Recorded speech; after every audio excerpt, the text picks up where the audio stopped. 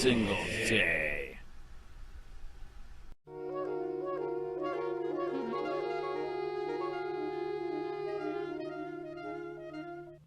Welcome to this edition of Rattling the Bars. I'm your host, Master Musa. The fight to dismantle America's brutal system of mass incarceration is taking place on many fronts, and everyone has something to contribute to that fight. Today, we're going to talk about what that fight looked like at the state legislative level and why it's so important to have elected representatives speaking up for incarcerated people, their families, and their community. We're honored to be joined today by Representative Keturah Huron, who currently serves in the Kentucky State House of Representatives, representing the 42nd District. Representative Huron, thank you for joining us today on Rattling the Bars.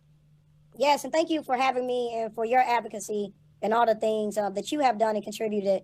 So I look forward to having this conversation with you today. All right, let me open up by, tell our Rattling the Bars audience a little bit about yourself, how you got involved in the struggle, and what eventually led up to you running for elective office. Yeah, thank you. That's a big question. But I grew up here in Kentucky. Actually grew up in a rural community, Richmond, Kentucky. And, growing up in a rural community, you see a whole lot. I think it's oftentimes it's different. The issues are the same as you'll see in the city, but they just look different. And so at a very young age, I knew and understood what my Blackness meant to the world and to society. That was, the first type of ism or prejudice that I witnessed, that I saw my family witness, my friends, be a part of. And, after I turned 19, I was like, I got to get out of this small town. And so I moved to Louisville and went to school there. And pretty much my whole life, I've worked with youth and families impacted by the foster care system, by the criminal legal system. And really, I took that route for a couple of different reasons. One, when I was a child, when I was in my teenage years, I very well could have been incarcerated. Mm-hmm. It just so happened that I had some adults who took liking to me and didn't tell on me Right. when I did the things that I was doing. And so, I'm also someone who's directly impacted. In my 20s, I was arrested twice wrongfully. And so I think that because of being someone who got in trouble as a young person, Mm-hmm. someone who's been wrongfully arrested, being That's right. being a black queer masculine woman Yeah. from Kentucky, there was a lot. And I ended up meeting some of my comrades, and we started talking about my experience with law enforcement. And it was then that my homies, they were like, oh no, you directly impacted, Right. Regardless that your time wasn't a long stint of time incarcerated, you were incarcerated, you were impacted. That's right. And so really, society had told me and tells us, you don't talk about being arrested, you don't talk about being incarcerated because of the shame that comes with it, Mm-hmm. right? And so once I understood and realized, like, no, this is a part of my story, and people need to hear this part of the story to understand and know, like, you don't have to do 5 or 10 years in the pen to be impacted by the criminal legal system. Let's pick up on that right there. All right, because a key area of focus is disrupting the school to prison pipeline. And for those of us don't know, talk to us about what that pipeline look like, how it's affect people living in Kentucky, and what it takes to disrupt that pipeline. And on the sidebar, going back to what you said earlier about being in prison, Malcolm X reminded us when he said in the speech, he said that he was in prison, and then he said, oh yeah, let me remind you, everybody in the United States of America is in prison, because that's what America means, prison. So talk to us about what that pipeline looked like and what it looked like in Kentucky, and what it's going to take for us to disrupt that pipeline. Yeah, I mean, I think that when you look at the school to prison pipeline, right now, what I would say it looks like is tagging young people or labeling young people at a very young age, 1st grade, 2nd grade, and keeping those records and just following them through. And I get and understand why sometimes they say, well, we need to know if a kid is having issues with certain things. But what's happening, especially with black and brown kids, is that if a kid disrupts a classroom in 2nd grade, when they get in 3rd grade, 4th grade, and 5th grade, those administrators have already tagged that kid. That's right. That's right. That's right. Right. And so what happens is that teacher is going to have a lower tolerance level for that individual child. That's right. And so that child then starts to be labeled or picked on, or, if something happens, you're automatically eyeballing that child. That's right. And so this past year in Kentucky, we passed a legislation that said if a kid gets kicked out of class, they are not allowed back in their classroom until the next day. All right. So you're talking about if something happens, it could be a disagreement. You're going to tell that kid you cannot go back. And if a kid gets suspended or expelled, they're saying that they can be kicked out for the whole year, like automatically. Right. And so really the school to prison pipeline is saying we're not going to tolerate anything. If you have a bad day, if you don't wear your belt to school. Yeah, that's right. If you look at me the wrong way. That's right. If you extra hungry and you take somebody's cookies off their tray, or you cut through that line and don't pay for your lunch, instead of us finding out what's really going on with you, we're going to call law enforcement in and allow them to handle it. And that's what we're seeing here in Kentucky, and I believe across the nation. Hey, Representative, let me ask you this here. Don't they in schools, because I know that like in schools they supposed to have counselors, and in schools they supposed to have people in them spaces that are relegated with the responsibility of taking them children, as you outlined. They might be having a bad day. They might be coming from a household where it's a lot of dysfunction. They might be leaving out the house hungry. They might be leaving out the house didn't get no sleep at night. I mean, it's a myriad of things that are going on with our children, but in between home and getting to school. Don't Kentucky, as well as, or shouldn't they, if they don't have counselors that will be responsible for saying the teacher send the kid or the child to them and say, look, this kid's been, something going on with this kid. Can you talk to him and see, identify it so we can work together to try to resolve this issue, as opposed to segregate them and marginalize them and then label them and give them a complex about who they are that's going to only get worse as they grow up.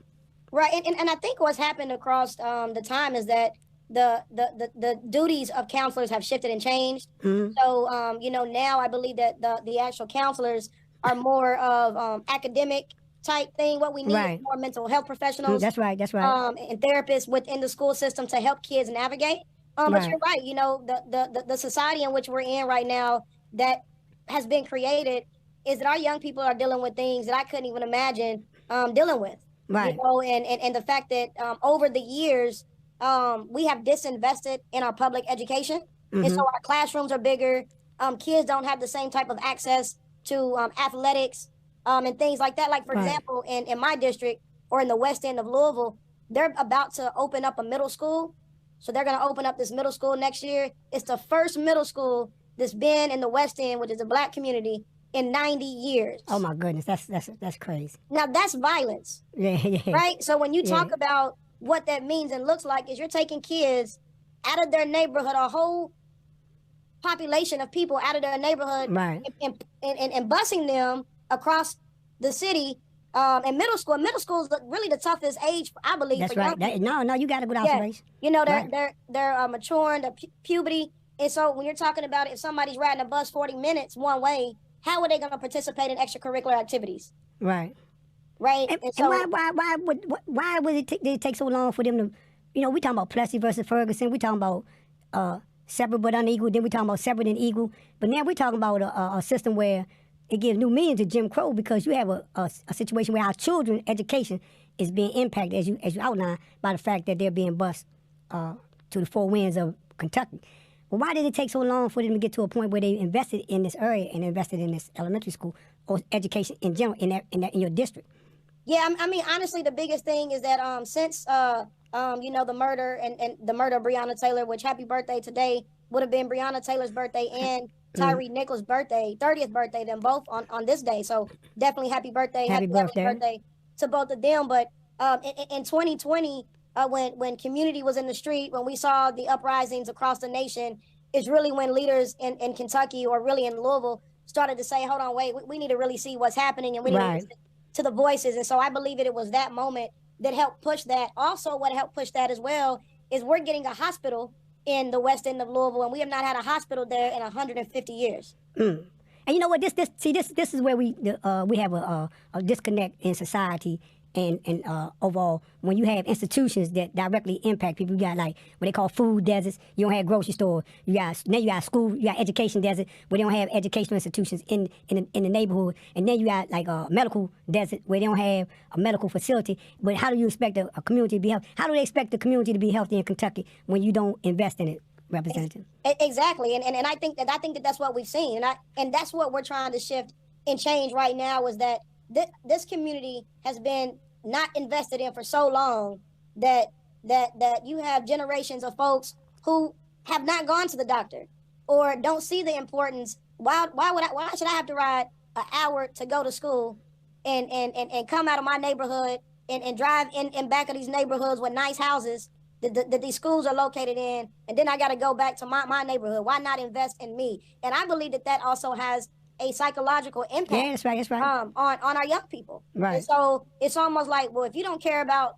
me and my community, then how am I supposed to care about me and my community? You're talking about kids. Right. So if the system is being violent toward a population or toward a neighborhood, then the people are going to act violent. And right. I think that's what we're seeing, not only in Kentucky but across the nation. So so what are your direction in terms of? Because I see you out front on this.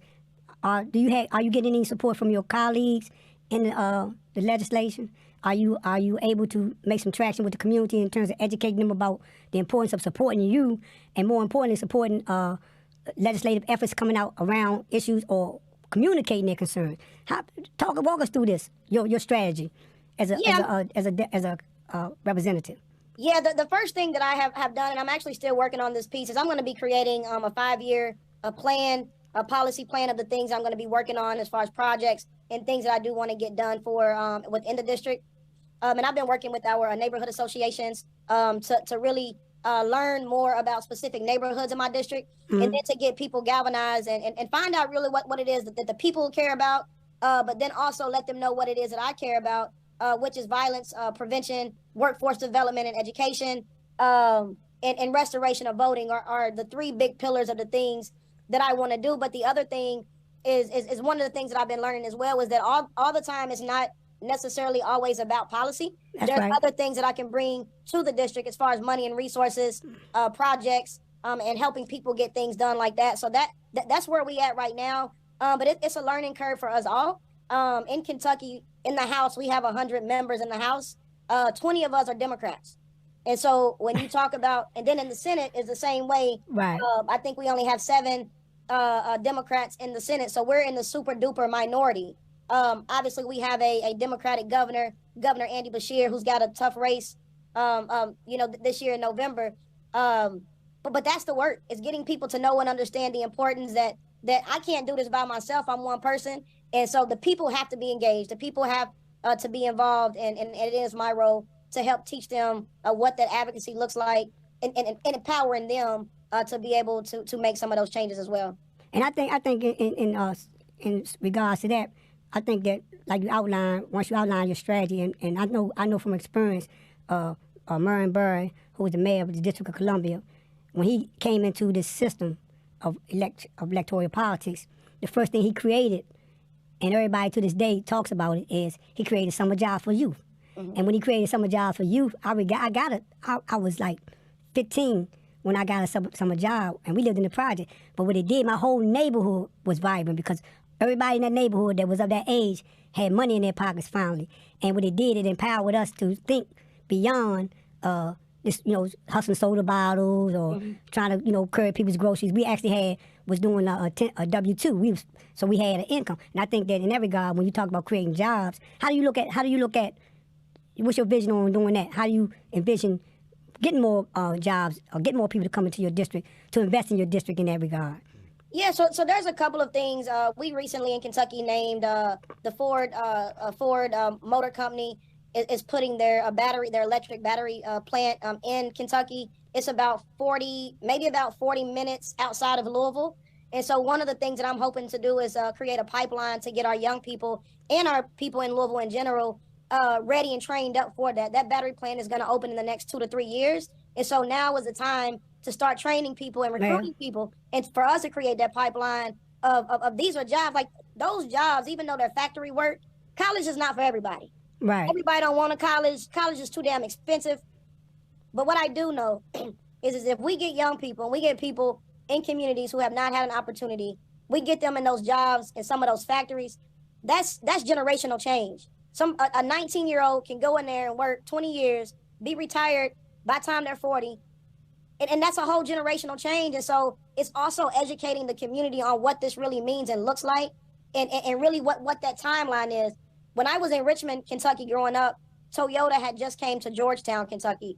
And I remember hearing adults sitting around the kitchen table of people were like, how are we going to get these jobs at this factory? And now seeing some of those folks who have retired, now they own businesses, they may do something else on the side. but they have like literally shifted their whole entire family. You know, Right. they're able to go on vacation. They're able to buy homes. It's a different way to get, you know, to garner that generational wealth. They have 401ks. They have health insurance.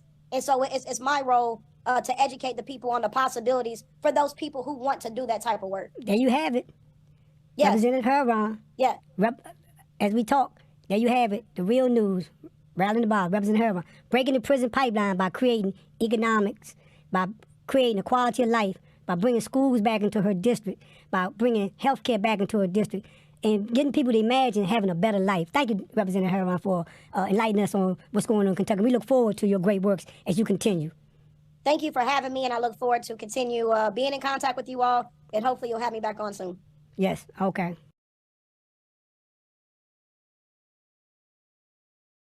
Thank you so much for watching The Real News Network, where we lift up the voices, stories, and struggles that you care about most. And we need your help to keep doing this work, so please tap your screen now, subscribe, and donate to The Real News Network. Solidarity forever.